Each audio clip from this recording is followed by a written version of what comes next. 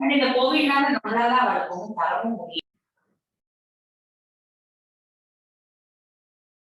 yeah.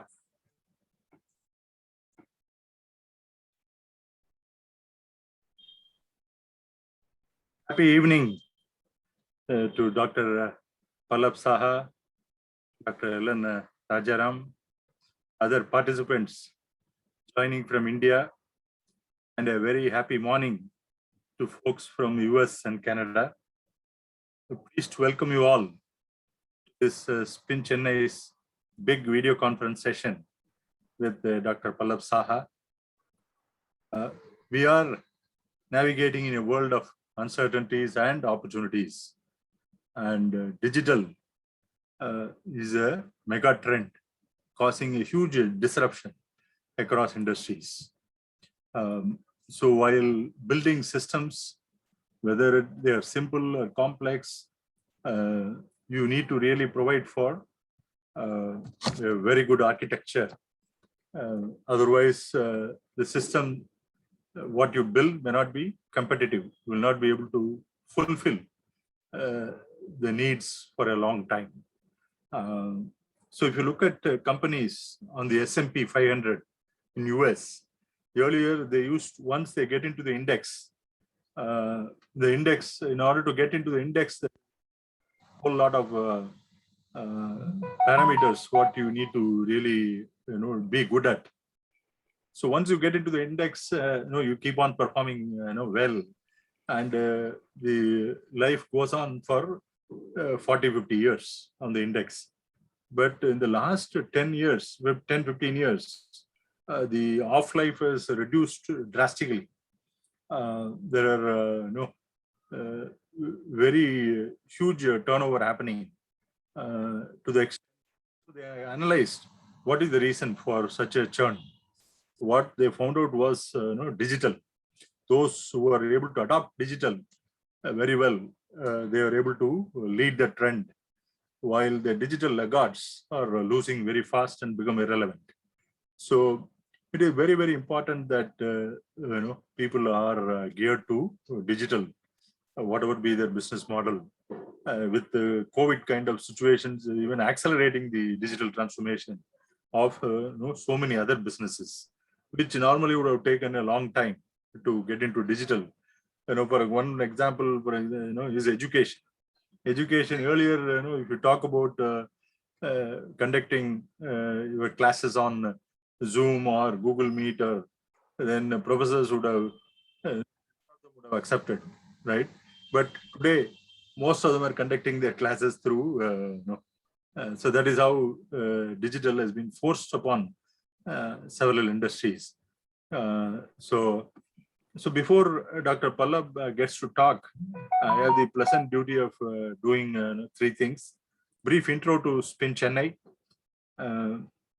to Dr. Pallab and those who are joined new, set the context for the session, and then introduce Dr. Pallab. So about Spin Chennai, a little short of 25 years as a knowledge ecosystem affiliated to Carnegie Mellon's Software Engineering Institute, as well as ISACA, the global body.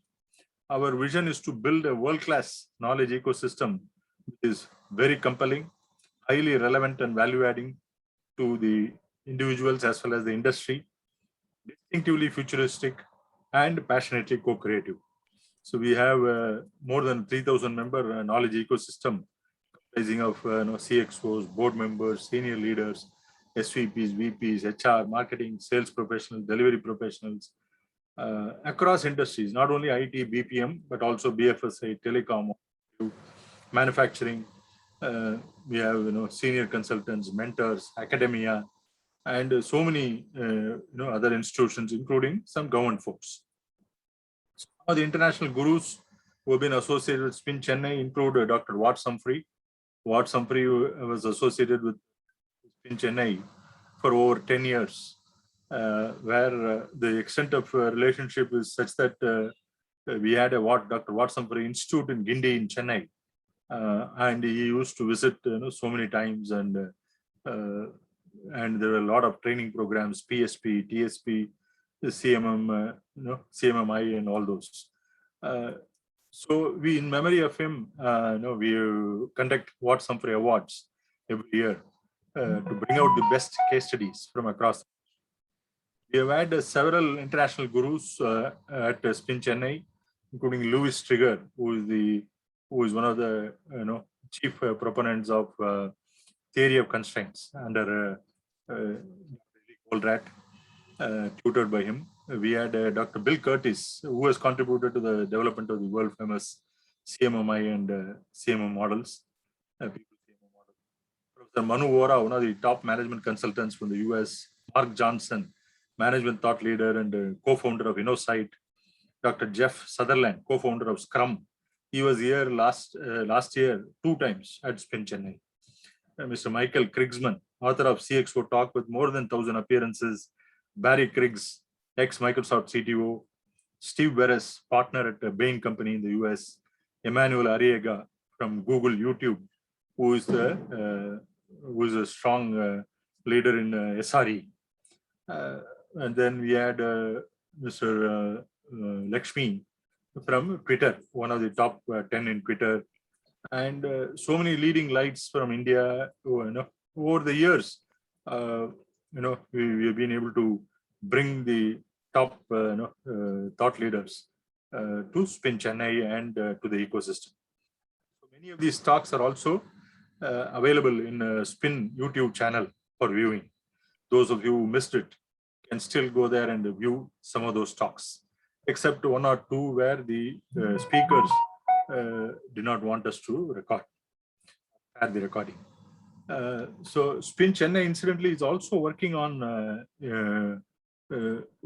digital transformation maturity model, specifically focused around helping the MSMEs and mid-sized organizations who are trying to get into digital, but they need some assistance in terms of how to go about it, what will help them, what is a systematic process in terms of moving. So that will improve their competitiveness and improve Indian competitiveness across the world. So if you take, for example, one metric I keep sharing, is about the supply chain efficiency. The supply chain cost to GDP of most countries, developed as well as some of the developing countries, are around 8% to GDP. Whereas if you take India, we are at 13%. So when you have that much cost going into the supply chain, one aspect like the supply chain cost, then how can you be competitive when definitely that is going to hurt you. So what we need is step-by-step digital transformation maturity model to help companies to navigate along the path and improve their competitiveness. So Dr. Eleanor, one of the co-founders of Spin, he is leading this initiative for us, and Dr. Pallab Saha is one of the core members who are part of this think tank. So coming to today's session, enterprise architecture is a discipline for proactively and holistically leading enterprise responses to disruptive forces. Because today there are so many forces causing disruption. We need to be able to proactively and holistically lead the enterprise response to those by identifying and analyzing the execution of towards the desired business vision and outcome. So it is not about just building some systems which are robust, but the ability to significantly be agile and be responsive to the various conditions. That is one of the important aspects. So if you take our real architecture, the building architecture, temples like, for example, the Tanjavur big temple is a marvel, right? Even 1,000 years ago, they have been able to build such a monument, which today stands like a rock. And it is still unbeatable in terms of various aspects of design. So we can go on and on those. But today, software is the core of every business, and it is very, very important to understand the importance of architecture. We are going into a digital age, and no better than the best person who is going to help us on this journey. So we are all going to be ears to listen to Dr. Saha. Dr. Pallab Saha, brings with him, he is the general manager India for the Open Group, and is responsible for all the Open Group's business operations and growth in India and the region. Dr. Saha has been featured by Forbes, very prestigious magazine, global magazine, MIT and NEG, the senior lead expert in enterprise architecture, visiting professor of digital architecture at the Indian Institute of Management. Dr. Saha advises various ministries and states on matters pertaining to government-wide architecture initiatives. He has been a key contributing author of the India Enterprise Architecture Framework and the Digital Service Standards, and the co-author of the Agile INDEA framework, right? The India Enterprise Architecture Framework, playing a critical role in these being notified as national standards. So these are today not just another paper, or these are real national standards for architecture. He has successfully advanced enterprise architecture as a discipline through thought leadership and advocacy activities, solidifying the Open Group's brand, visibility, and impact, particularly in the government and public sector domain. Dr. Saha is an invited faculty in the e-governance leadership and champions program designed for senior strategy level government officers. He has been a member of the high-level committee involved in the development of India's National Digital Health Blueprint, Health and Family Welfare, Government of India. His work has been used as a primary reference for the SDG, the Sustainability Development Goals, Digital Investment Framework by the ITU, International Telecommunication Union, and has authored ITU's thematic report on digital transformation. He collaborates with ITU and other international bodies and advises countries on digital government architecture. Dr. Saha was the chief architect to Andhra Pradesh State Enterprise Architecture, taking it to the international prominence. He is a two-time recipient of the Microsoft Research Grant supported by the UN and a joint recipient of the Innovations Fund by the Land Transport Authority of Singapore. His work has been cited by the United Nations, ITU, World Health Organization, US Department of Defense, Open Technology Foundation, Infotech Research Group, Carlsberg, and has contributed to the World Bank EA guidelines. He has been a visiting researcher to the UN University, an expert reviewer to the Association of Computing Machinery, EA Tech Pack, and an invited faculty at Carnegie. I think we can't have a better person talk about architecture today. And this is let us all unmute and bring our hands together to welcome Dr. Pallab Saha. Thank you very much, Dr. Saha, for accepting our invitation to be with us. Over to you, Dr. Saha. Yes. Good evening to all of you. I hope my audio is clear. Video, of course, I can see myself. And yes.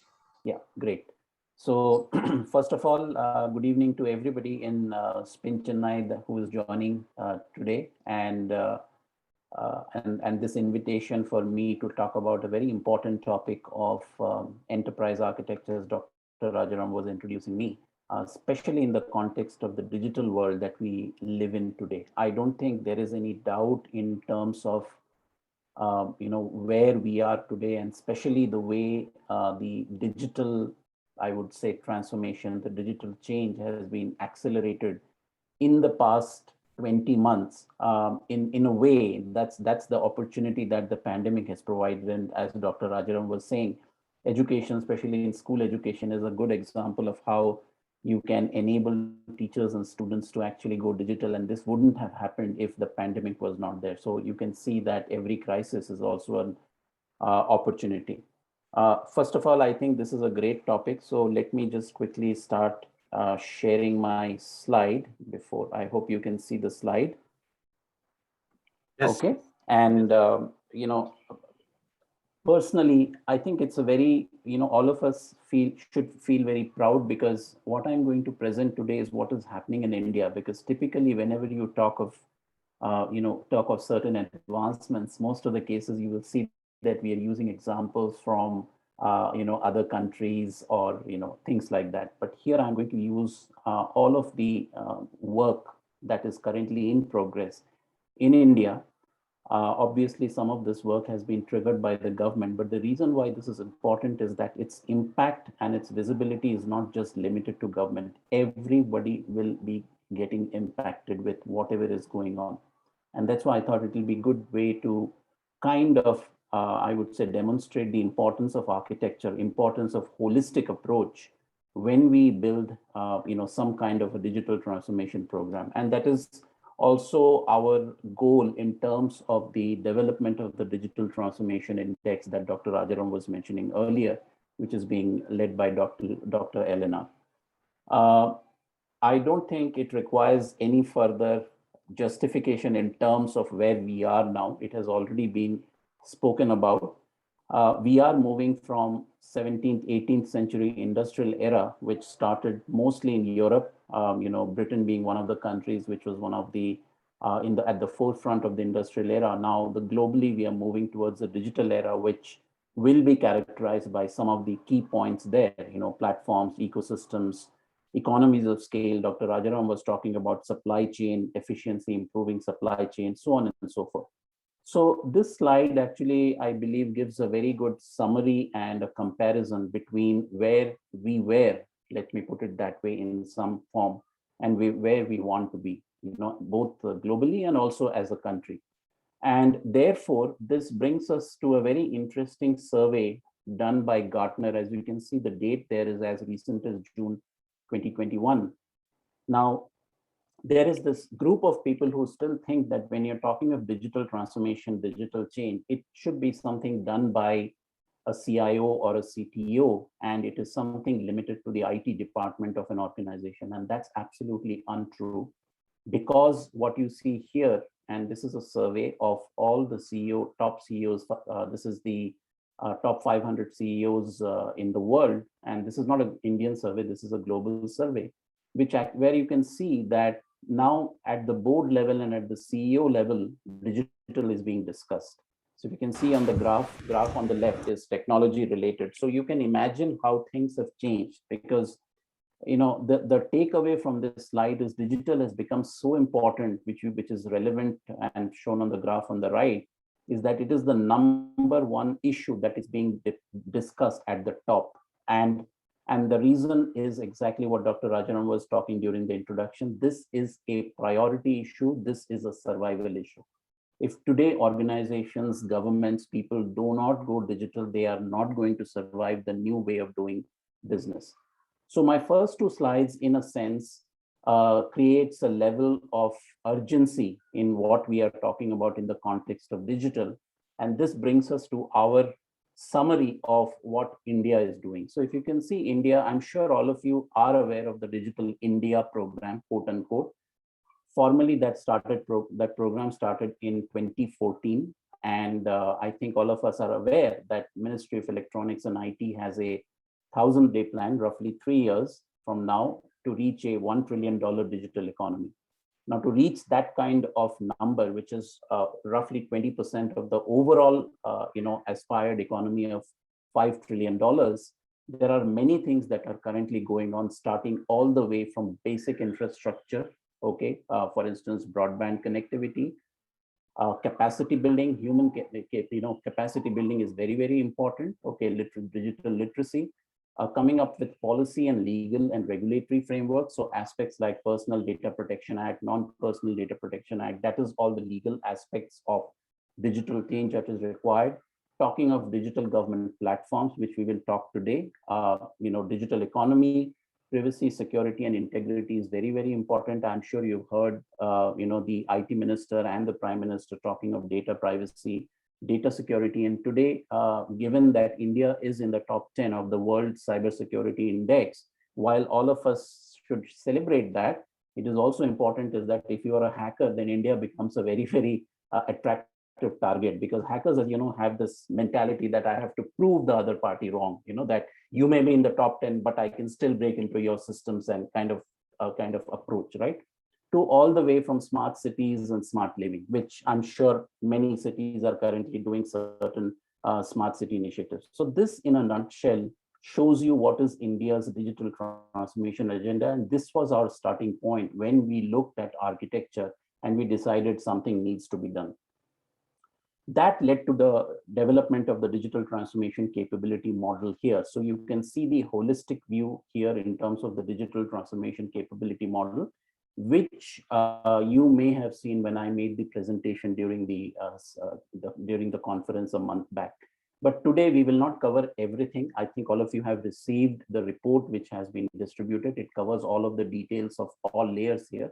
Today we will focus, in the context of this presentation, today we will focus more on the architecture aspect of this.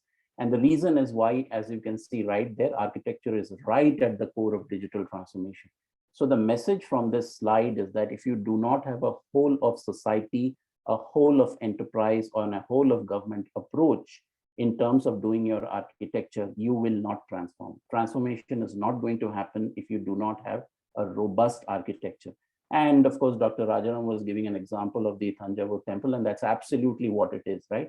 Architects, if you want to build something big, we need to architect, we need to think holistically, we need to plan ahead, we need to plan for the next 50, 100 years in terms of how it is going to be lasting that amount of time. And in the digital world, that's a very, very long domain. So we will focus on the architecture aspect today. This then leads me to the framework that was developed, which was being talked about during the introduction. So this is the national framework that we are talking of. It has 4 different parts. My intention here is not to go into all the 4 different parts in terms of the details, but to give you an overall view of what it consists of. So if you see, the vision of India Enterprise Architecture Framework is that it is to establish the best architecture governance process and practices for optimal utilization of ICT infrastructure to offer a one government experience to citizens and businesses through digital services. Now, today, if you see, all of this framework is public domain. If you go to the ministry website, you can download all the 4 parts. It consists of 4 parts. First is the framework itself. Second is the actual adoption guide. I'll show you one slide of the adoption guide. Then we have the digital service standard and the Agile India framework. And the reason why these 4 parts were written is because it is to provide the ministries and the state governments and the city governments, municipalities, for instance, to be able to take this and start doing work. So for instance, Tamil Nadu government today is in the process of creating a digital transformation blueprint, right? So this is a offshoot of why these 4 parts are needed by the ministries and the state governments to take this forward.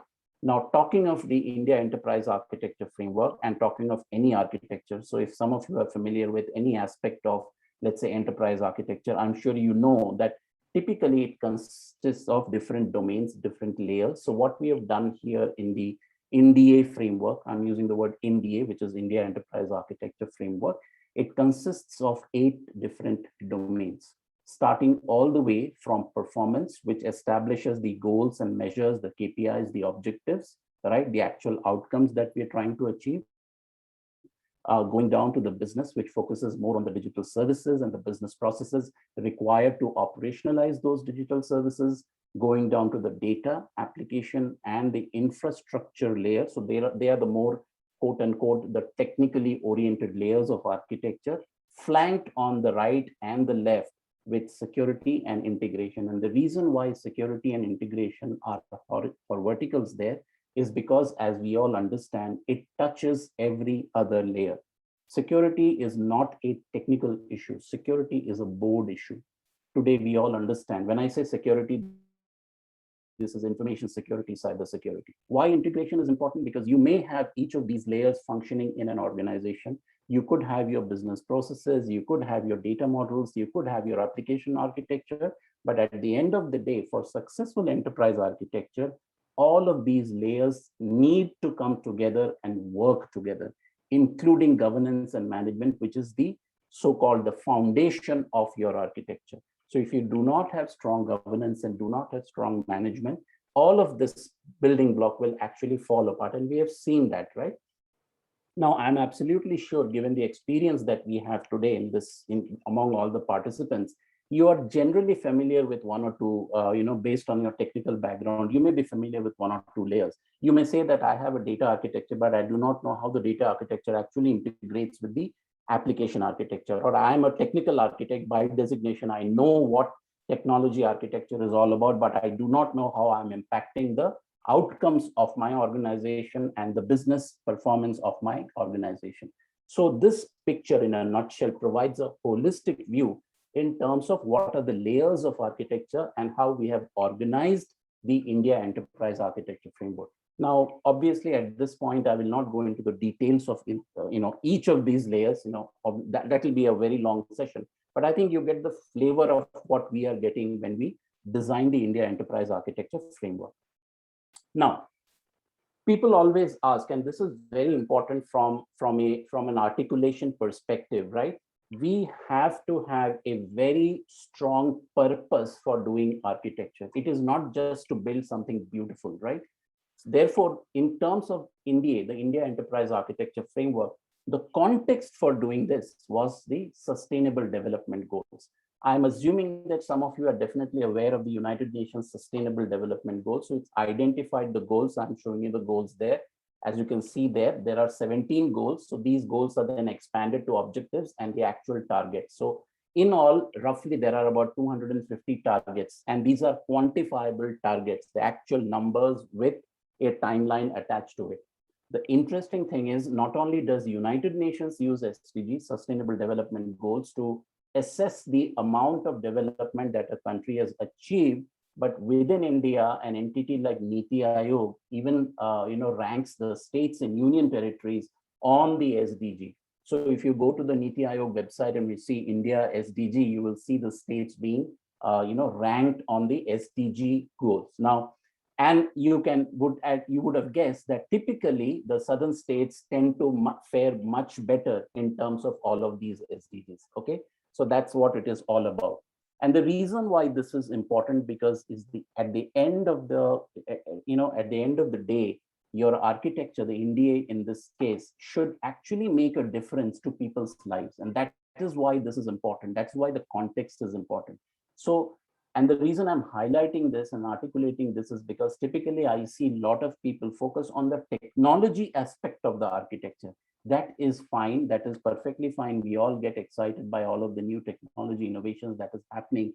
But as an architect, you're not a software engineer. As an architect, you have to do two things. You have to take a holistic view, look at it across. And number two, it must have a business or a development outcome. That is important. How am I going to make a difference to the organization? How am I going to difference to the citizens of the country, so to speak, in the context of government, for instance? So this is the context of India when we were developing the enterprise architecture framework for the government of India. That said, there are certain challenges that we face in India, especially with respect to limited resources. And the problem is a little bit more acute as you move away from the central government, from the ministries, to the state governments and to the districts. So if you have interacted, let's say, with the district collector or the district magistrate, you will see all of these challenges he or she is facing. Because I'm a visiting faculty at the Lal Bahadur Shastri National Academy of Administration, where the IAS officers are trained, right? And I'm fully familiar in terms of the challenges they face in terms of identifying and delivering services. And some of these challenges are actually highlighted in this slide. My intention here is not to go into the details of every bullet point, but I think we all resonate with aspects like inconsistent outcomes. So you can see even within a state government, you will see that there are different outcomes depending on which ministry or which department you approach. So some departments are very, very efficient and some departments are not, but it is all within part of the same government, right? That is because they don't use standards. Even if there are best practices, they don't get propagated. The ICT infrastructure in remote areas. So I've done work in Mizoram and Manipur, for instance. Very remote areas, there is no broadband connectivity, and then you're talking of digital services. People don't even have an Aadhaar ID, which will be very difficult for us to even think of in this part of the world, this part of the country, so to speak. But there are places where people don't even have a digital ID. So if you don't have a digital ID, that is your first port of call if you want to provide a digital service, because without a digital ID, quote unquote, you don't exist in the system, so to speak, right? So that's very important. There are social and cultural barriers. I've worked in the health sector, and the kind of cultural barriers we faced, for instance, when we designed the digital service for the National Digital Health Blueprint, is something that we need to take into consideration. Consent, we all talk about consent, but if let's say a third of our population is illiterate or semi-literate, does consent mean anything, right? At the end of the app, you may say, I agree, I disagree, and there's a big document saying this is the end user license agreement. How many of us actually read that license agreement before saying I agree? When you say I agree, you're actually giving consent. So consent should be informed consent. So these are some of the difficulties, on ground challenges that we face when we talk of providing digital services on a very wide scale in a very diverse and complex country like India. And this brings us to certain key pain points that citizens face. So this picture actually shows you the connections between the sustainable development goals. Earlier, I told you, right, the SDG is about 17 different goals, but these goals don't exist in isolation. These goals are actually interconnected. What I mean is, for instance, let's say if a child's health is not optimal, then that child will not definitely go into the school. If hunger is a problem, then education is a problem. And if you see in the sustainable development goal, hunger is one goal, reducing hunger is one goal, and increasing education is another. But you have to solve the hunger problem first. And that's why the midday meal schemes are there, so that kids can actually come to the school and get educated. So you can see the linkage between the different development outcomes as defined by the sustainable development goals. So when you look at it holistically, so this is the view that an architect needs to have. You have to have an interconnected view of the goals, of the outcomes, and understand that by solving one problem, you should not be creating another one. This is something which was invented. The concept was invented by MIT Sloan. This is called systems thinking. You look at everything like an interconnected system so that you know what is happening holistically. And that's what architects need to think about. Because if you don't do that, these are some of the common complaints that you will get from the citizens and users of your digital service. Now, this text is a little busy, but I think you can at least read the key points there in terms of the common pain points that the citizens face in terms of their digital service experience, irrespective of which state government or which ministry they are going into. So I think you get the message, that's important for us to understand, that when we designed the architecture framework, we did take number one, in terms of the SDG, the development outcome and goals, and number two, what do the citizens think about our e-government and digital government services. So the citizen input was a critical element in the overall design of the architecture framework. So that's the kind of takeaway from this slide. Now, what we have done here in the NDA framework is that we have created a high-level methodology, so to speak, a step-by-step approach. As I said, given the limitation of time today, my intention here is not to go into the details of every step and sub-step here. But if you look at it from a big picture perspective, it consists of 4 different stages. Number one is every ministry and every state needs to understand the context and do a situational analysis. Basically, this is understanding how you are today. And obviously, we try to do it using situation analysis through participatory workshops, understanding what documentation is there, what are the attitudes, beliefs, capabilities that are required, to make a change. The second major step would be defining a vision of the future. And you would see the Prime Minister articulating multiple times when he comes and talks about specifically the primary sectors like healthcare, like education, like rural development, like smart cities, all of that stuff. So there is a vision which is defined for each sector, so to speak. So once the vision is defined, which is I would say enabled by the sustainable development goals, and you can understand that defining a vision itself is a humongous exercise in a country like ours, because you, as an architect practitioner, you will have to take into consideration multiple different viewpoints, and sometimes vested interests do come into play. Once you have taken care of the vision in terms of the future vision, your third step would be identifying a strategy and a roadmap. So that's your crux of your digital transformation, followed by implementation. And implementation obviously includes monitoring and evaluation in terms of whether we are achieving those development outcomes which I spoke about previously. So this is in a nutshell, a very high level methodology, if you will, in terms of the NDA framework. So there is a framework, there is a methodology. Each step here is of course, elaborated in the documents which I mentioned earlier. My intention here is not to go into those detailed steps, but I think you get the basic idea of what we are looking and what we do when we create digital services, for instance, for a ministry or a state or whatever it is, depends on what jurisdiction we are talking about. Now, interesting, the architecture of architecture. So what we have done is, India is a large country, number one.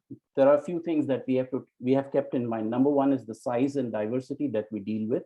Number two is that constitutionally, as you know, we are a federal structure, which means that the state governments and the individual ministries do have a lot of autonomy.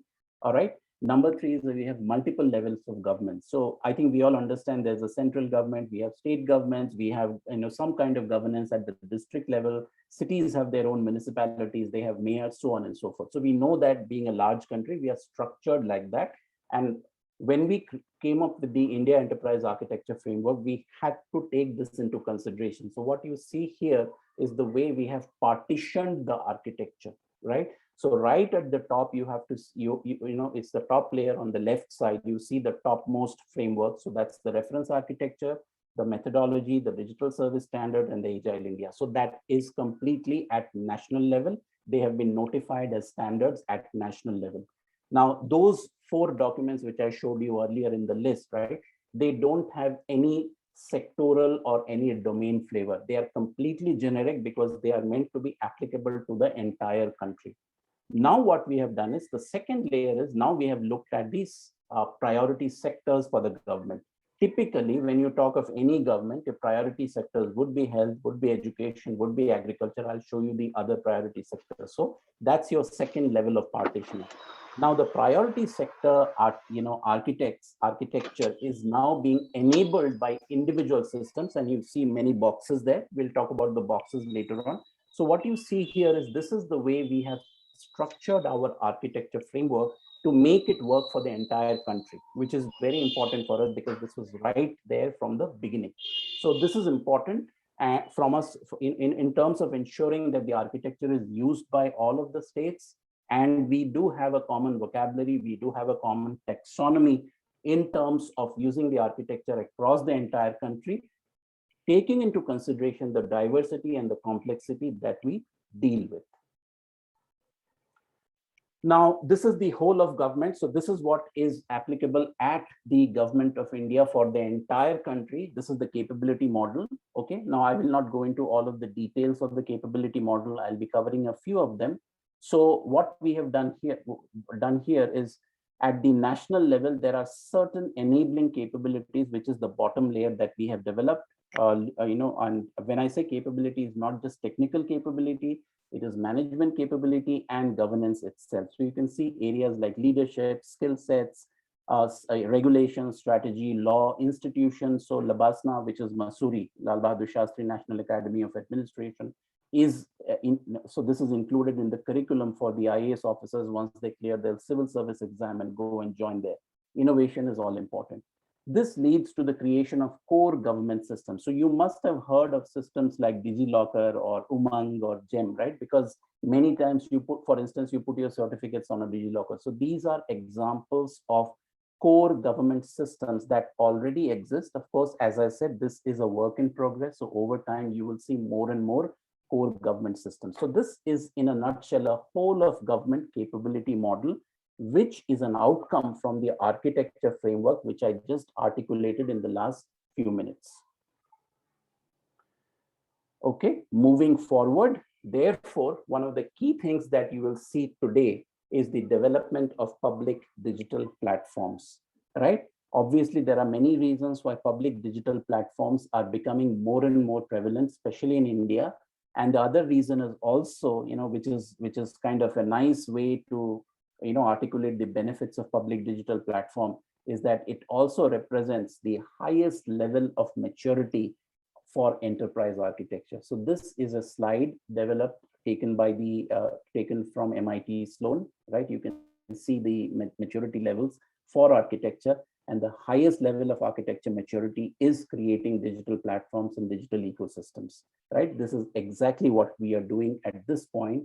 And this was right, in our planning, in our minds when we were planning the India Enterprise Architecture Framework.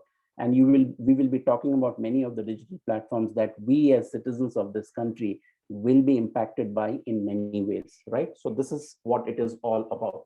Defining public digital platforms, which is driven by the architecture, which I just articulated in the last few minutes.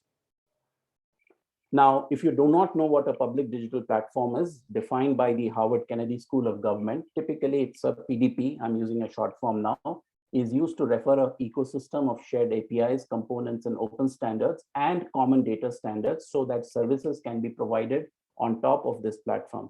Now, typically what you will see is that when we are talking of a public digital platform, it includes the entire ecosystem. That's why I said some of these initiatives may be triggered by the government, but that does not mean that because you're a startup or an entrepreneur, you cannot be part of this transformation, this change that the government is bringing. You can see all of these different participants, so to speak, in the digital platforms. It includes all the way from startup and entrepreneurs to funding agencies, to incubators, to sandbox operators.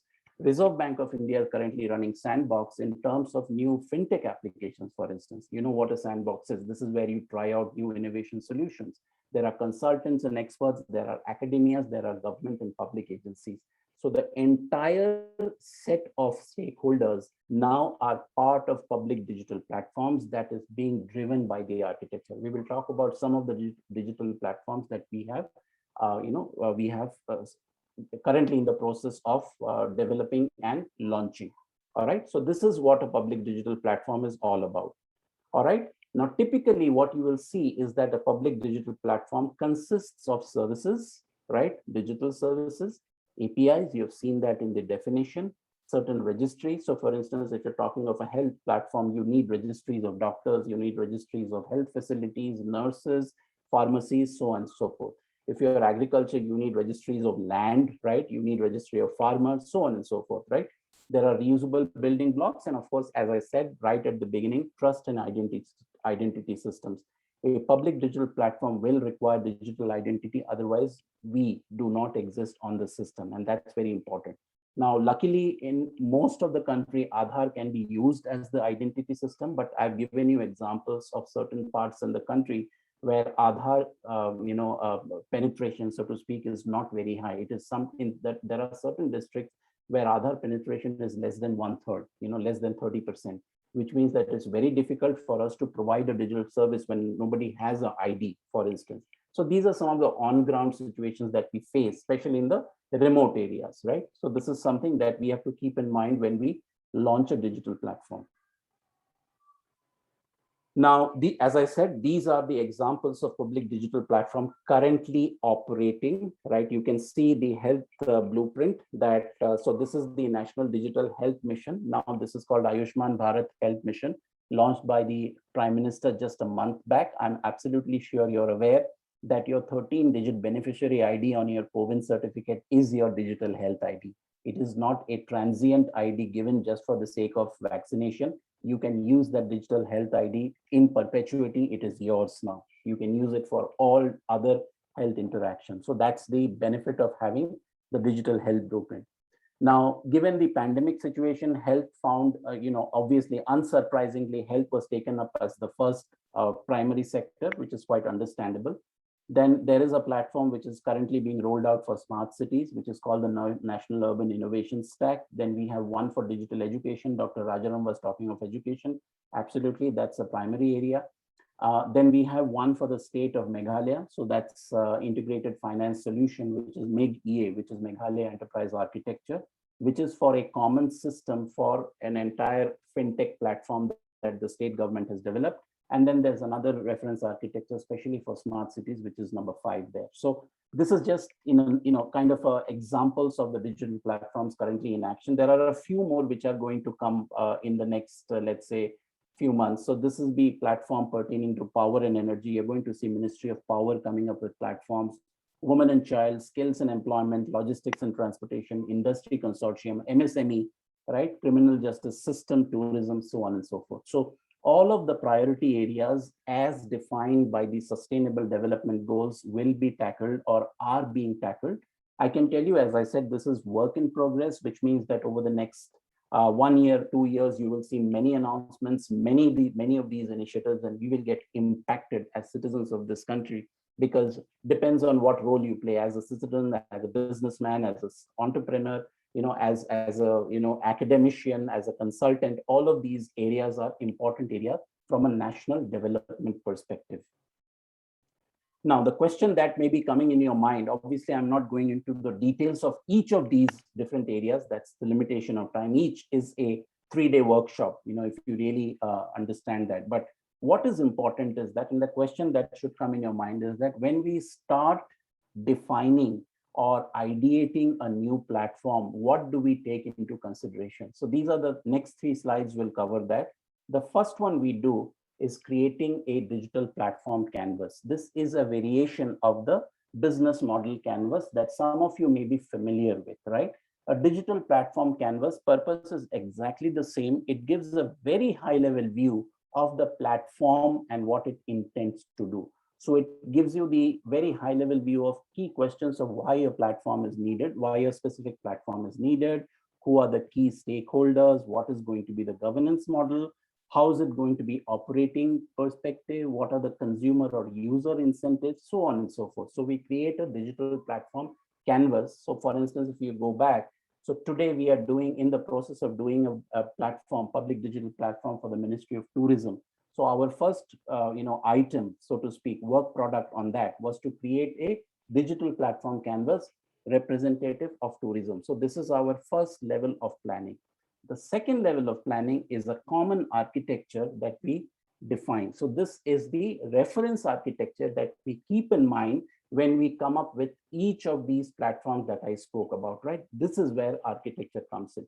So you can see all of the 8 domains of India here, starting all the way from users, participants, to access channels, how people are going to get access to these platforms, what are the business capabilities of the platform, what are the data, application, infrastructure capabilities, integration, and governance capabilities. So you can see the link all the way from India. So the domains of India, the layers of India are being translated into capabilities and sub-capabilities across different layers. Now look at this. This is the reference architecture, which means this is the common architecture across all public digital platforms.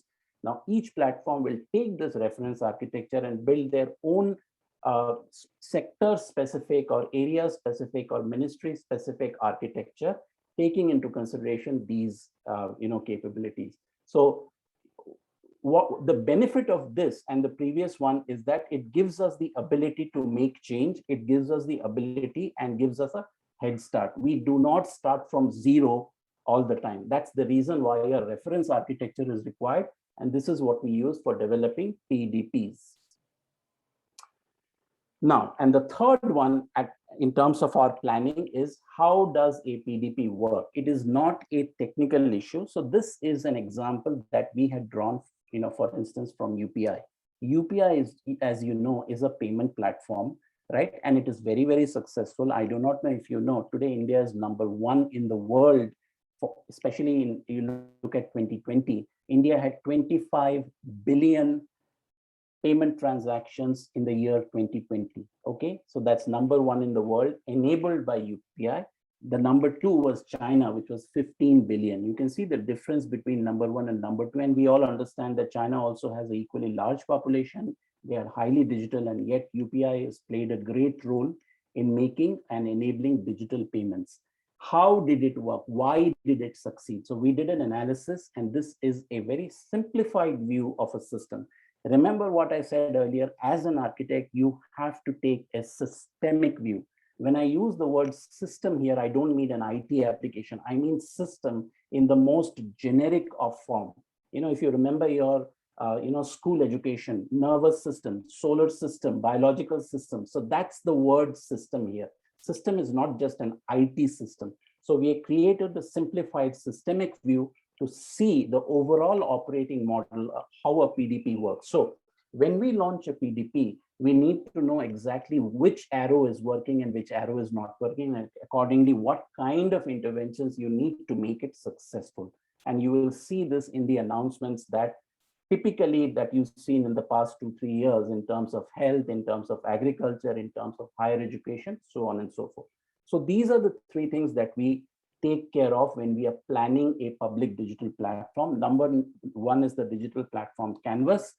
Number two is the reference architecture, and number three is the systems view of APDP, right? And as you see here, all of these are generic. They don't have any domain flavor. So it can work in healthcare, it can work in agriculture, it can work in education, it can work for smart cities, so on and so forth. So that's the thinking of an architect. So this is your architecture hat that you have to wear when you look at it holistically, right? Many people will use the term, oh, let's look at it in an integrated way, let's look at it holistically, but they typically don't tell you what it means to think holistically. These are the three views that we create to think holistically. This is an entire view of a digital platform, which is what an architect provides from a planning perspective. All right, now there are many priority areas that require attention, and we have touched upon some of these things. Systems thinking is important, talking about digital platforms and ecosystems, leadership and governance, absolutely essential. Now, earlier, when I was being introduced, Dr. Rajaram was talking about the Andhra Pradesh State Enterprise Architecture. That wouldn't have been successful if the CM, the then CM, had not driven it. Today, Digital India wouldn't be successful if the IT minister, and especially the Prime Minister, are really putting their weight behind it. And that's why you will see many of the announcements coming from the Honorable Prime Minister directly. That shows, that gives a message to the entire industry saying that we are behind you. So leadership and governance is very important. User-centered digital services, absolutely. Earlier, I have shown you the pain points, right? So when we design the architecture and when we come up with the actual reference architecture, which I showed you, we have always taken into consideration those pain points that people actually face consuming government services on digital channels, right? Administrative reforms and change management. I do not know if you're aware, currently there is a capability and capacity building program run by the government of India for senior bureaucrats, right? Because many times you will see that sometimes senior bureaucrats, while they are administratively extremely capable, great leadership capabilities, they are not so tech savvy, quote unquote, let's put it that way, because obviously, they've been in the service for the past 25, 30, 35 years. And at that point, tech savviness was not the primary capability that was being looked for. So those reforms are being, brought into consideration. In the process of building infrastructure, so, all the way from giving broadband connectivity to every village, to every district, security, privacy, and resilience, we've spoken about that. Supply chain security of late has become very, very important. I think one of the key things that you will see in the next 6 months to 1 year is that I think within the next 1 month, we will have a national cybersecurity policy, which will be launched by the Prime Minister's office, definitely, right? It is almost close to being finalized. There are new laws and regulations coming forth. So these are the different areas that are being looked at in terms of launching and making enterprise architecture successful. All right, so what are the benefits of architecture? Number one is it provides universal access, okay? We all understand that, aside from the digital divide that we typically face, for instance, in certain rural areas, the bandwidth may not be that good. And we have seen articles where, for instance, some students in the rural areas were not very comfortable with online classes. See, in the urban areas, we don't even think about that. But in the rural areas, remote areas, sometimes that's a problem. But as Dr. Rajaram was saying, digital government is, actually enabling accessibility of great faculty members, great teachers across the country. So today, geographical location is no more a boundary, it's no more a constraint. So it improves the quality of service for the beneficiaries. Number two is data is being used as a way to make decisions. A good example of that is, for instance, how the government plans for vaccine delivery based on the let's say on the amount of new infections that are taking place. there is a dynamic system which tells this district, that city, or that town should therefore be dispatched so many thousands of vaccines so that it can be tackled. So that's a data-driven decision. Improving coordination and linkages among programs, absolutely. Today, if you see the entire government, it's a plethora of programs and schemes, right? And if you're really a user, think of it, if you're a farmer and if you go to a state government website or a portal, you do not know what you qualify for. In many places we have seen, and it's a common problem, right? Because there are so many programs and each program has its own qualifying parameters and criteria, it creates a lot of confusion. And then you go to one department, the department will say, no, you have to get this piece of certificate from another department because you've come to the wrong department. So what the digital architecture provides is a lot of improvement in coordination and linkage across ministries, across states, and across departments within a state. It reduces gaps and duplications. I think this was highlighted by Dr. Rajaram earlier in the introduction itself from a supply chain perspective. The important point is digital capabilities today actually help us give us the ability to even create new services. A good example of that was the COVID certificate with the QR code, right? And we all understand that there are many developed countries who have not reached that. You could go to UK or US and still get your vaccine certificate, which is handwritten by a nurse, which is unthinkable in India today. Nobody will write a vaccine certificate in hand, right? For various reasons. So what this actually demonstrates is that in many ways, India is actually leapfrogging and into the digital era. This is very reminiscent of what happened, right? There are many countries who went on from no telephones to landline telephones to mobile phones. India and China just skipped that generation, right? So it went from no phones to a first phone, which is a mobile phone. So that you're skipping generations, and that's what digital allows you to do. And few other advantages that we are talking of, including internal administrative reforms that are currently being rolled out even as we speak. Now, this is all good words, right? How does the Prime Minister articulate this? I think it's important for us to understand the impact right from the top. What does he or she view right from the top in terms of the benefits of architecture? So this is the statement by the Prime Minister at the launch of the National Digital Education Architecture. I will take a pause here. I've highlighted the key benefits, and you can relate back to my previous slide, but understand how a leader thinks about the benefit of architecture.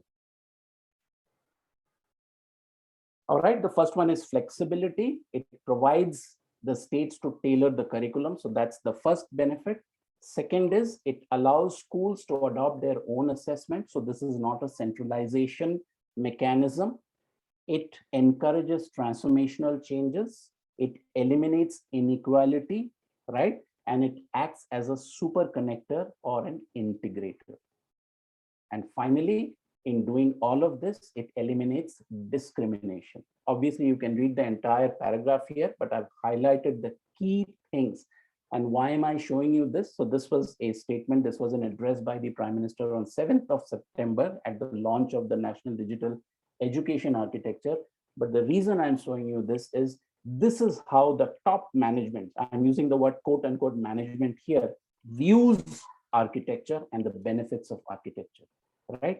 Here, and it's important as architects, as engineers, for us to understand technology is important, but you do not articulate the benefits of architecture because it gives you the ability to bring in new technology. That's only an enabler.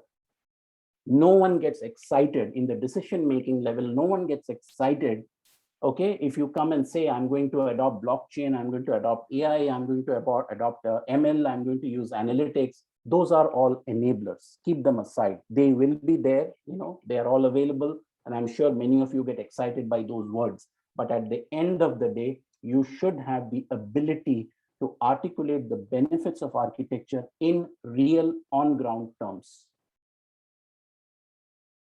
Okay. Right. Now, we have all seen the benefit of architecture. There is another episode that took place. I'm sure some of you probably followed my blogs on LinkedIn, and you must have followed this. India's largest private sector bank, HDFC Bank, about a year back, was barred by the Reserve Bank of India to take in any new credit card customers. And if you followed that story, so to speak, the primary reason was it did not have an architecture to scale up. So that's an example of why architecture is so important. Okay. And there are certain takeaways from that episode. My intention here is not to go into the HDFC Bank episode. You can all read it. It's all in the newspapers. But the fundamental reason was it did not have the architecture. And HDFC Bank did the mistake of thinking that enterprise architecture, especially in the digital world, is an IT issue. It was not an IT issue. The CEO, who I'm going to quote later on, had to issue a public apology. So if you go to the HDFC website, you can still see the apology note. I'm sure some of you probably are HDFC customers, right? So you probably understand that. So there are certain takeaways from the HDFC Bank episode.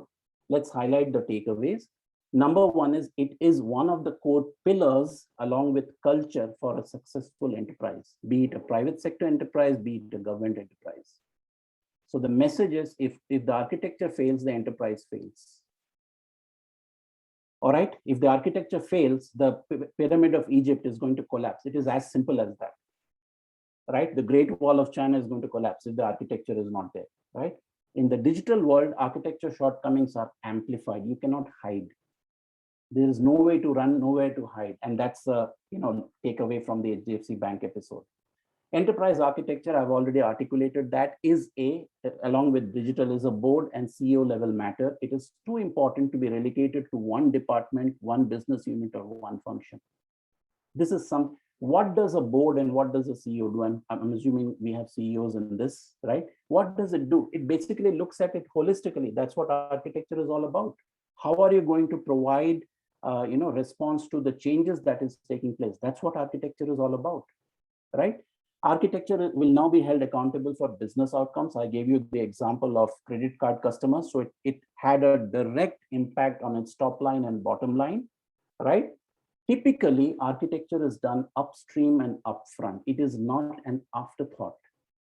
Fixing a broken architecture after the enterprise is already in existence not only creates reputational damage, it is operationally disruptive, but it is also more expensive. HDFC Bank has learned from that. Okay, therefore, if you ever encounter a CEO or a CFO who asks you the question, why do we need enterprise architecture? What value does it bring?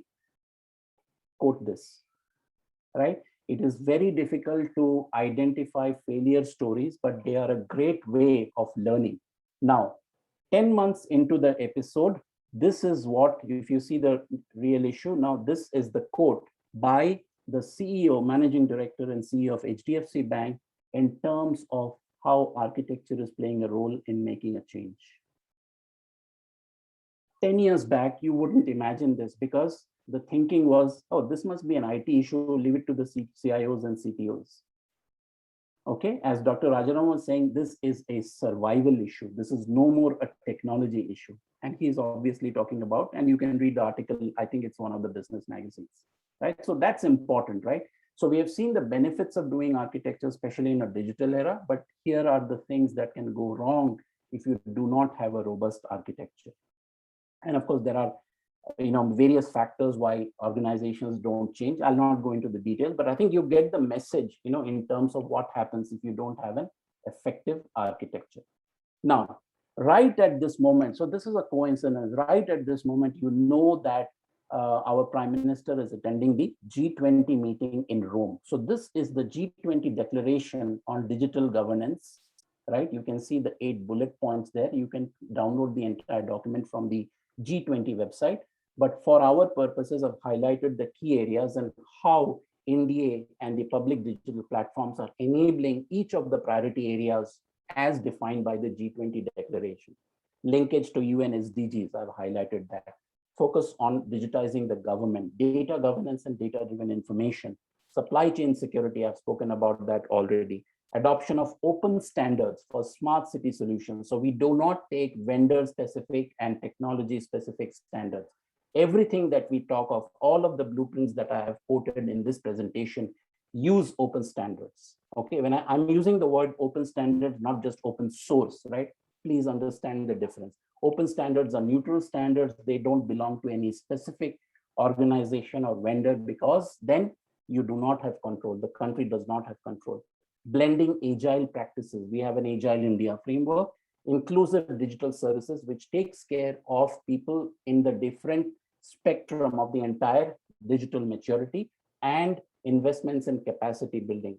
During the introduction, Dr. Rajana was talking about the IIM Visakhapatnam and my association with that, right? So IIM Visakhapatnam today is the first institute in the world which has a full-time MBA in digital governance and management. Okay, and that's important because it is creating a cadre of senior government officers specifically trained on digital government, digital architecture, so on and so forth. So this is our, I would say, alignment to the G20 declaration. It was a coincidence that this talk was organized today while our Prime Minister is actually attending the G20 meeting in Rome. Okay, so you can see the difference. So finally, how are we faring as a country? All of this big talk is good. So let's take two surveys. One is done by the private sector, other is done by World Bank. All of us know what BCG is, right? So BCG did a survey in 2020 for service user satisfaction. This is more of a citizen and users of digital service. So it surveyed all the countries for 26 service groups across different sectors: health, education, rural development, smart cities, transportation, logistics, so on and so forth. So there were 26 service groups. It surveyed 36 countries, large, significant countries, across the world. Now, here is what it is. We should all be proud that out of the 26 service groups, India is within the top 3 in 23 of them. Only in 3 categories we are not in the top 3, and those 3 categories are in the second bullet point. Number 1 is driver's license, where we are ranked number 4. In vehicle registration, we are ranked number 6, and real-time information, we are ranked number 11. Other than that, we are all in the top 3. India is ranked number 1 in 12 service groups. Almost 50% of the service groups, we are ranked number 1 in the world. Typically, when you talk of digital, you hear of Estonia, you hear of Singapore. The world has changed, right? First is the diversity and the size, right? There is no comparison between an Estonia and Singapore and India, right? That's just a city. Okay. Today, one of the examples that I said, I think some of you are definitely aware of Sharath Sahai Mathur of Indian Railways, right? The head count of Indian Railways is more than the population of Estonia. So there is absolutely no comparison of, in terms of size and scale, right? So we are actually doing quite well. Obviously, there is a lot more to achieve, but I think a good start has been made. The second survey is the World Bank GovTech Maturity Index, released as recently as last month. It's called the GovTech Maturity Index. We have been ranked in the top quadrant in Group A. So it is defined given that it's a World Bank survey, it goes to all of the 196 countries or 98 countries across the United Nations. So we are ranked in the top Group A, B, C, D, 4 groups. We are in the top quadrant, right, as a GovTech leader. And specifically, 4 countries have found mention in that report. Again, all of these reports are public reports. These are not confidential reports that I have sourced from somewhere. Public reports, Google them and see them. They have specifically identified 4 countries for effective use of enterprise architecture: India, Bhutan, Brazil, and South Korea. All right.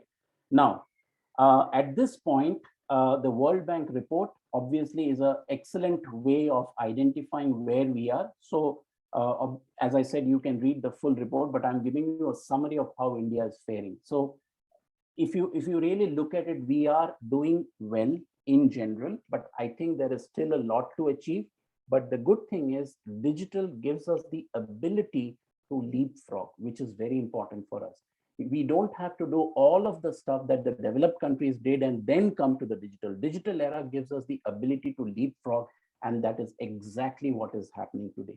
In many of the areas, we are right within the top 3 of the world. So that's why I said all of us need to be proud of what we are achieving in this country, in the space of digital, especially because we are taking an architecture-based approach, right? Many people scratch their heads to understand how is India taking such an effective way of doing architecture, because it is not an easy thing. In fact, if you read the World Bank report, they clearly say it is not an easy thing to have a government-wide enterprise architecture, make it into a national standard, and ensure that the entire country follows the same framework. Okay, and it gives many reasons. You can read the entire analysis in the report. It's more than a 200-page report. But this is the summary of what I had to present today. I think that's what it is. Yes, absolutely. And I'll just stop the sharing, and we can do a little bit of Q&A if you really wish. Yeah, that was a fantastic insight, Dr. Saha. Wide coverage, and one thing that was heartening to note is India is in the top ranks, except the 3 categories. That is something which many of us are not aware of. So you really brought focus to key parameters which matter. So I'm curious to know, while India seems to be doing so well, but if you take some of the other rankings, for example, the Global Innovation Index, Yes, kind of we are still only in the top 50, and we just got into the top 50. So what else should we be doing to, as a country, as institutions, to bring focus on being one of the leaders in the world? yes. Some of that kind of, I would say, is highlighted in the World Bank report. And what it clearly says is that, this is not just specific to India, but the 4 countries that found special mention there, as I said, India, Bhutan, South Korea, and Brazil. It did say that large countries like India and Brazil, even these are the 2 large countries in that group of 4, things are better at the central level, at the federal government level. Okay. However, that excellence, or that good way of doing things, now needs to propagate down to state governments, to union territories, to districts. So that second and third level of subnational initiatives need to be taking place. And in the subsequent survey, so this was a 2021 survey, they will do a survey every 2 years. So the next survey being in 2023, they will take this into consideration. Because what happens is, in a country like ours, because of the diversity, and you've seen that for instance, in the vaccine distribution also, certain states do well and some states don't do well. So that variation does occur. And that kind of gets reflected in some of the surveys that you're talking of. Absolutely, I'm aware, right? So for instance, if you talk of the ease of doing business survey, right? I'm sure all of you are aware of that. And India has done well in the past, let's say 5-6 years, right? However, I don't think many of us know that the ease of doing survey only takes survey inputs from Delhi and Mumbai. Oh. That's it. It doesn't consider other cities. So for instance, why shouldn't Chennai be considered? It has a big port, right? And port is a big enabler for business. Bangalore is not on that list. So the government of India is actually trying to include new cities. And I'm sure with that, the things will change. So this is the kind of variation that occurs. And that's why some of these gets reflected, either positively or negatively in the kind of survey that you look for. Depends on the criteria they use. Yeah, well, one of the important factors you talked about in this is the institutionalization. Yes. Right? So how do we ensure that there is a uniform institutionalization across the states? To some extent, if you take e-governance, I think the country, as a country, the federal government is asking the state governments to compete, or they have some index, competition index, yes, to where each one figures. Because e-governance, they go by the revenue collected and a few things. Where what they can measure, I think those are the indexes where they are comfortable in ranking states. But yes. there are going to be a lot of other intangibles, or those which cannot be really quantified. Those are going to become a challenge for institutionalization. Absolutely, absolutely. And the second very important factor that enables institutionalization is actually capacity building. It is not easy to find, trained architects, number one. Number two is this level of tech savviness among the government staff. I'm not talking of IAS officers or IPS officers. I'm talking of the rank and file, group B, group C, D. So they are not, I think we all understand that when when government offices had to, last year when they had to work from home, one of the biggest factors that came is that most government staff, especially in the state government, don't have a laptop. It's as basic as that.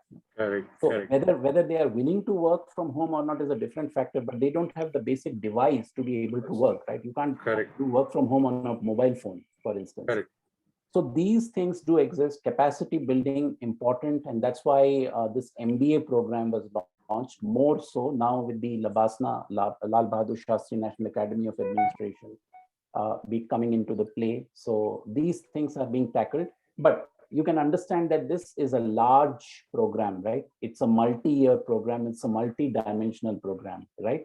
And for a country like India, this is going to take a few years before we see results, but early results are encouraging. Let me put it that way. But I know that there's still a lot to do. Absolutely.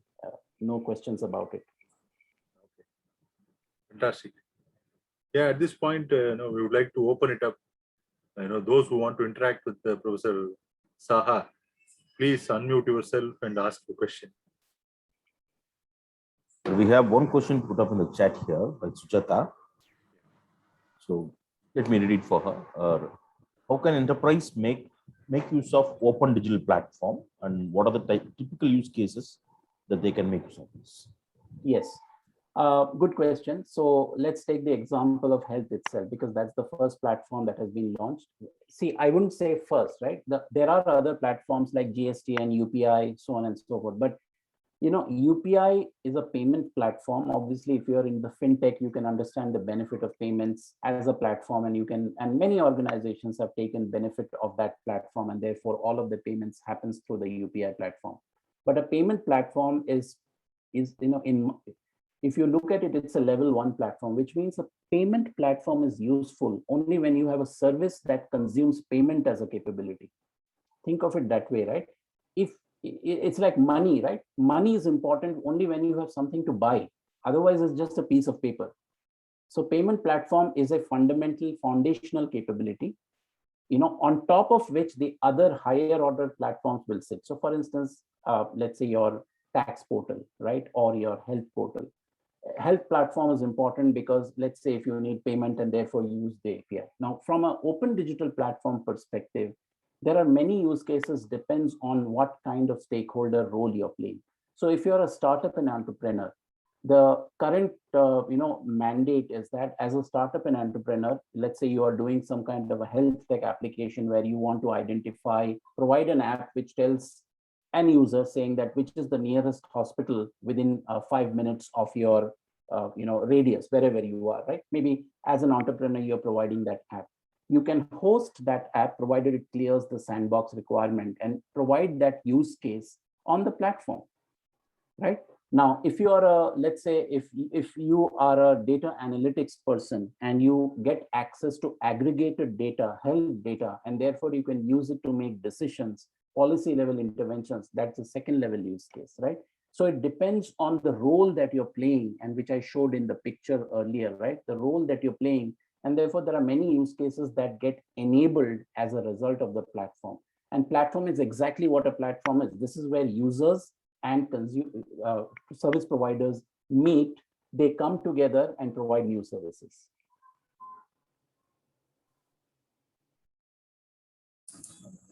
Thank you, Pallab. Thanks for clarifying. It's a very good explanation. Pallab, so when people come up with new initiatives, so they allocate budget for, let's say, analysis or requirements gathering, design, development, testing, implementation. But rarely do I see talk about investing some percentage on architecture. So what do you feel, what should be the amount of time and money typically invested in architecture as a lifeline stage in developing systems? So from a life cycle stage perspective, architecture, if there is a stage called architecture, good. Otherwise, typically it is taken as consideration as part of the planning. So you can take planning and architecture because that's where you start thinking. As I said, it needs to be done upstream and upfront. From my own experience, what I have seen is successful organizations, they spend about 10% both in terms of effort and resources for planning and architecture, successful organizations. So if you're looking at it from a project or one application or system perspective, typically between 8 and 10% should be spent on planning and architecture. But keep in mind that, as we all understand from a life cycle perspective, architecture also needs to be dynamic. So which means that even on an ongoing basis, there are certain areas that needs to be taken into consideration in the downstream aspect of the life cycle, but upfront between 8 and 10% in terms of effort and, let's say, even budget, so to speak.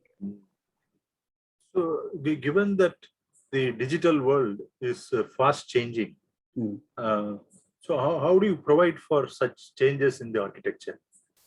To be more responsive design. Yeah. How do you provide for that, and what kind of effort is needed there? Oh, okay. So this is what we have, documented in the Agile India framework. So the assumption that we have made in creating that framework, which is basically an extension of the India framework, is, as you rightly said, things change, right? The assumptions on which you start your initial initiative may not hold true after 6 months or after 1 year. Things can change. Correct. And therefore, what we have recommended is that organizations therefore need to identify their priorities. They need to partition their architecture. So you don't do the architecture for the entire system that you are trying to build, right? You identify areas that are important. You know the big picture, right? But then you say, okay, this is an area that I'm going to take first. And as things move, I will ensure that I'm keeping my architecture updated. So that's from a methodology perspective. But from a procurement perspective, it is not easy, because if you see the current RFPs are, across the world, and this is what we are discussing with World Bank and IMF, for instance, the current RFPs are all designed for waterfall approach. They are not designed for agile approach. Correct. You tell me what you're going to do. We are going to sign off on the requirements, sign in blood, and then nothing can change. That is how it is. It's an entire very, very rigid waterfall approach, because that's how governments think, because they don't want to invest in a project without knowing what the final outcome would be. Okay, so it's not just a methodology issue, it's also a procurement issue. And therefore, at this point, we are modifying the government procurement guidelines to take into consideration agile approach, where we need to be able to accommodate for ongoing changes. Okay, but it also comes back to the point that where there is a lot of trust between the, let's say, client and the vendor. If the vendor is not trustworthy, then the client will always say that he or she is coming up with a change request just to fleece me. But if they work in a partnership mode, so agile is basically a philosophy, right? If the vendor says that there is a change and therefore we need to change the technology and the architecture, the client should think that this is a real genuine change, then the vendor is actually bringing to my knowledge, right?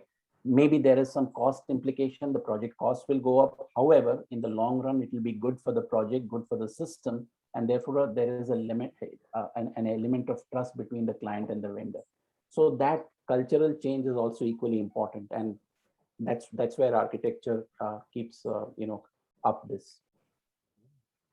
Interesting. Yeah, we will look forward to, a couple of more questions.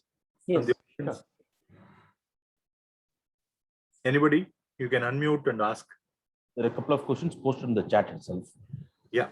So Please. I'll read it for them. This is from Mr. Thiru. He had complimented for the session. Wonderful session. Thanks. Thank you much, Dr. Saha. What are your thoughts regarding the following? One is how this architectural framework brings agility and speed to market across sectors. Is there a measured velocity on any case study? Following that, second question is, in empowering individuals as a citizen and provide speedy welfare to eradicate poverty and transform towards developed nation. Okay. You have to repeat the second question, but let me go to the first one. So, you must also understand is that if an organization is facing difficulty because of a lack of architecture, typically you will not see a case study for failures. Nobody wants to quote unquote, advertise a failure. HDFC Bank is not a detailed case study. It is just anecdotal information which is available in popular press. So from a velocity perspective, and that's why I quoted that HDFC Bank example, right? The reason why they could not launch, or take in new customers for credit cards is because they did not have an architecture which supported that kind of expansion. Okay.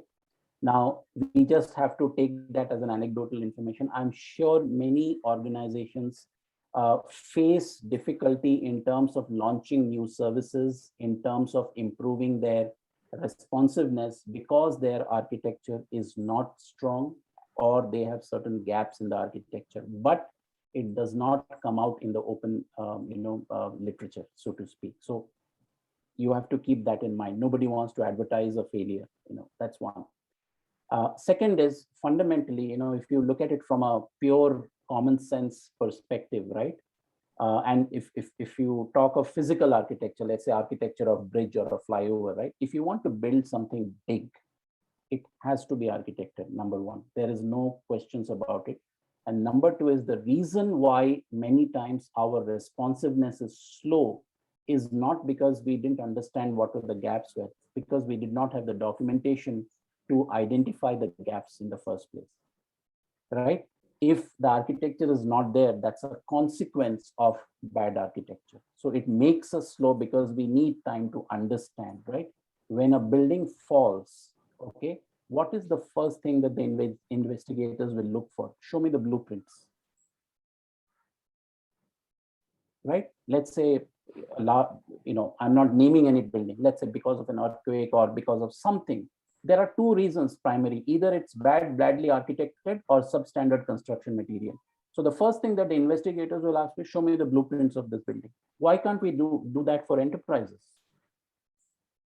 Right? Today, there are enterprises who are in the process of mergers and acquisitions. Because two organizations come together, there are specialists who first understand if their architectures are, they can be put together or not. Because that's one of the enablers of a successful merger, for instance. So these are the kind of ways, indirect ways to understand the value of architecture, to see how we can become more agile. What happens if we want to improve the value of architecture and improve the responsiveness, so on and so forth. So that's your first question. The second one is empowering individuals as a citizen. Yeah, absolutely. So in many cases, the digital service that we have defined is in consultation with the people, right? So we have taken feedback from them, and that's why I showed you the pain points, and therefore the services are being designed taking into consideration those pain points. So we are aware of that. So that's definitely one of the things that keeps in mind. Welfare to eradicate poverty, absolutely. So that's why I said I quoted the sustainable development goals. So sustainable development goals, for instance, give specific KPIs and targets focusing on poverty, hunger, health, education. So in the agriculture domain, for instance, one of the key KPIs is doubling farmers' income by 2030, right? That is a direct contributor to elimination of poverty, especially for or among farmers. So that's the kind of actual quantitative KPIs that are being considered. Okay. Thanks a lot, I've sir. seen, yeah. Is there any learning? I'm looking at the questions there. Is there any learning channel or platform which explains architecture in details? Well, there is no platform per se, but NEGD is the nodal agency, National E-Governance Division is the nodal agency for architecture and Digital India. So all of the stuff that we spoke about. We are in the process of creating capacity building programs across institutions, administrative and civil service academy. I mentioned the Lal Bahadur Shastri Academy.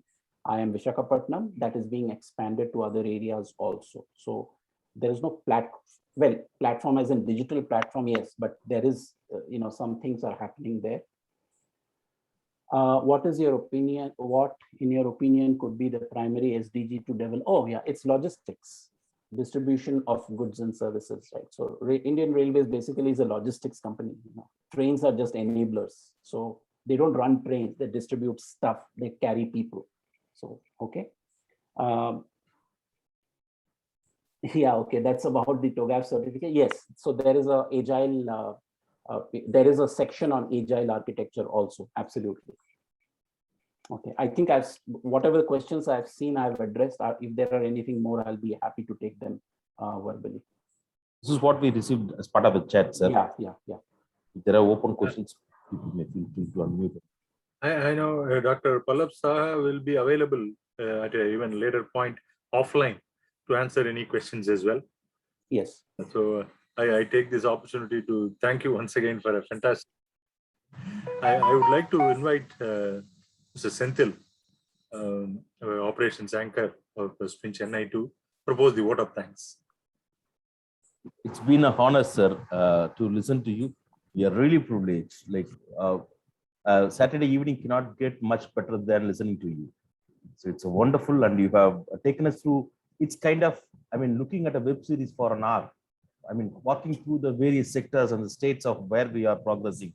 So it's fantastic. So thank you for, I mean, the people of Spin Chennai and the participants here really be blessed with your speech.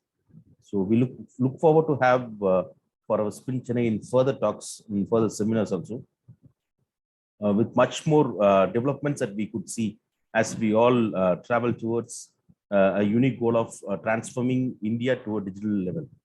That's wonderful, sir. Nice to listen to you. And thanks everyone, the participants here. You have been a wonderful participants. So your questions have been very great. We appreciate you for taking time to be here with us this evening. Okay, let's continue to be on as part of this monthly talks.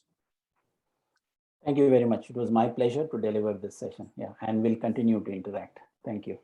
Everyone, Thank you very much. Yeah, we are celebrating Diwali next week. So happy Diwali to all. Yeah, we wish you all a very happy Diwali. We wish you a fantastic Diwali, Dr. Pallab. Yeah, thank you, and you too. Yes. Yeah.